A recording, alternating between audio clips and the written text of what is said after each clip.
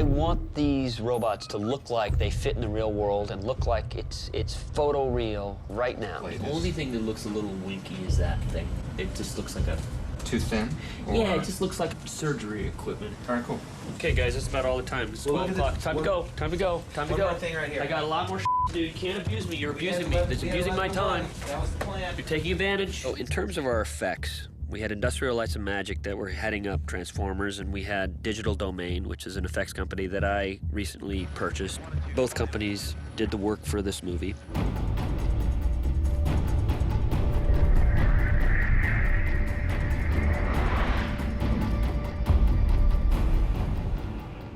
It's a bad dream. ILM did 3/4, and Digital Domain did the last quarter.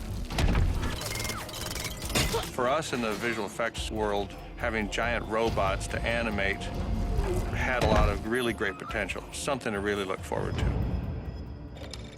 They assembled a great team up there. I heard we were the show that everyone wanted to be on because there were just tons of Transformer geeks. So it was like a mob session to get onto this show. I thought I was a huge fan, but some of the people I've met here since we got the project just, blow me away. You know, compared to some people out there, my collection is nothing. There's people who have 10 times what I have. I'd estimate I have about 600 or 700, I think. Working on this movie has been this great full circle experience for me, going from playing with the toys as a kid to getting to be a part of the movie version. Once we're awarded the job, we start developing what the robots really will look like. What are all the pieces going to look like?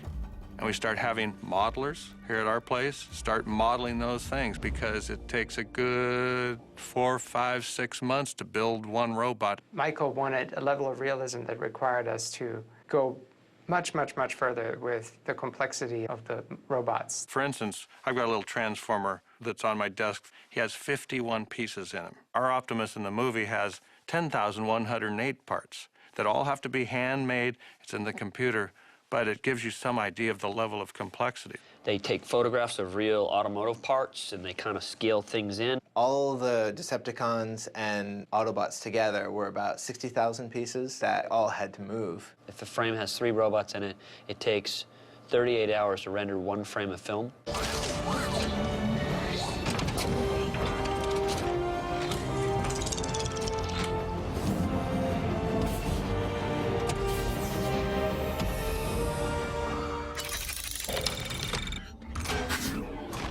Nowadays, I'm doing less and less storyboards, and animatics are just becoming a better tool. It's basically a Saturday morning cartoon of the movie. From that, they'll show us what's going to happen. You can work out some very complicated camera moves, especially when you're working with a height difference of 28 feet, 40 feet. So you automatically start embracing ideas of animation and physics and trying to incorporate that in your little mini movies. It's a different process of filmmaking.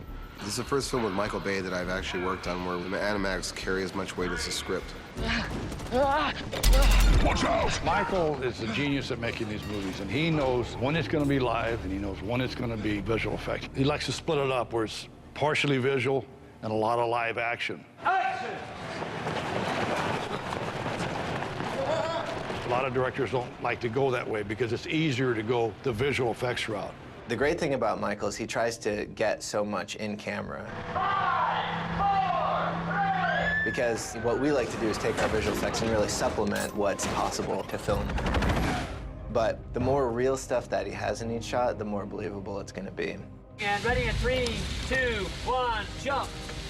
The big challenge with Transformers is that we were working a lot with robots that weren't really there. The robots got 15-foot-long feet, and 8 feet wide. So you have these huge things that you have to tell the camera people about, tell the set people about. You can't have it that close. He's filling this whole volume. You try telling that to the guys when they arrive on set, and it's like, what? At first, everybody kind of in shock. What? He's that big? But we had simple tools on set. We have our blueprint, the animatic. We have our cheat sheets, all the size of the robots. They would bring these poles in, and everything else is acting and working around this pole that will soon be a robot. We're literally using window washer poles to act with, and it's a tough thing. You gotta be in love with a pole. That's been the stretch for me. It's a different form of acting. Can you talk? XM satellite radio, 130 digital channels and non-stop commercial-free music, news and entertainment. So you talk through the radio then, right? And a mighty voice will send a message summoning forth visitors from heaven. We all became immediate fans of Shia LaBeouf because our robots are worth nothing if the actors don't interact with them properly. Every day, all day long, my dialogue was with the A camera operator. Okay, roll on them. Go to profile. And our dialogue is with Michael all the time. Let's plan this, and you work out what the move will be. Okay, you're right where Shia was. You're backing up, and we're gonna go 3, 2, 1, you're going. And the thing is, like, you're backing up like this on the ground because you're seeing it kind of go up in front of you, all right? It was a learning curve, I must say, and he got much better at it. The surprising thing with a crew is how quickly they learn. I'm trying to help them imagine the unimaginable. Pretty soon, everybody starts to believe that they're there. And then you guys are going to crawl back that way because... You want to get out of the way. Yeah, you don't want to get squished.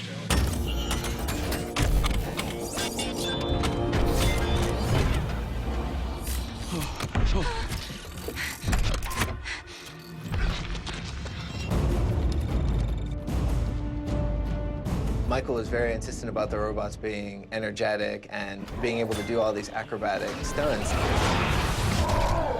We wanted to have fighters and guys that could maneuver in ways that you'd never seen before. We went into this development phase of showing how agile we could make the robots and still convey a sense of weight. And we found that the closer things got to camera, the faster they could move. But when you see the entire robot at a further distance, we had to really slow things down to help sell their weight. I used real stunt fighters. We do fight choreography. With Kenny's guys that were great fighters and different type of ninja type moves. What we did was create a fighting style that represented the characters of each robot. We would video these fights, not mocap, and it would help the animators get their kind of movements down and how we wanted to execute certain fighting scenes.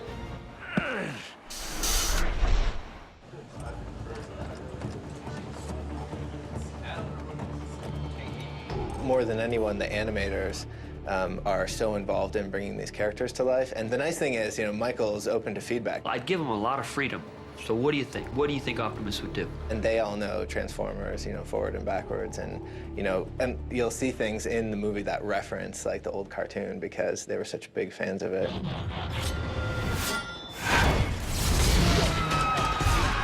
Come on, Decepticon, punk!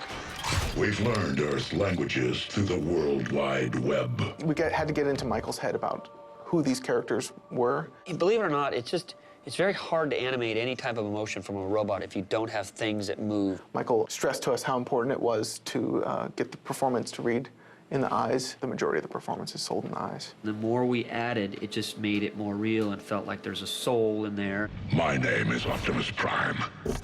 We are autonomous robotic organisms from the planet Cybertron.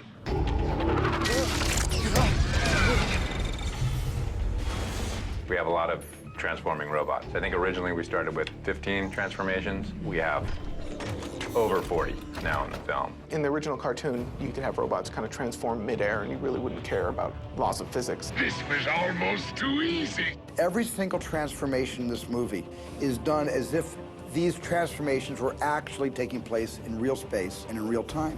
There's not too many people in the world that could have figured this out. You know, it takes a real genius to be able to disassemble these things and put them back together in a different shape. Yeah, we didn't want to have metal actually change shape. We wanted to find a place for it on the vehicle and find a place for it that corresponded with the robot. We would really play to camera, like have all the important pieces show up, move, rotate, and go back, while we were shuffling a bunch of cards behind the scenes. In the Optimus transformation, this is the camera move, and what we would do on set is we would put a pole representing Optimus's height, and that's what we start with. The next thing we do is we match the camera move on the computer. So this is what Optimus would look like if he were just standing in the shot on the ground. So this is the transformation take. So it's all happening right in front of camera, in front of the audience's eyes.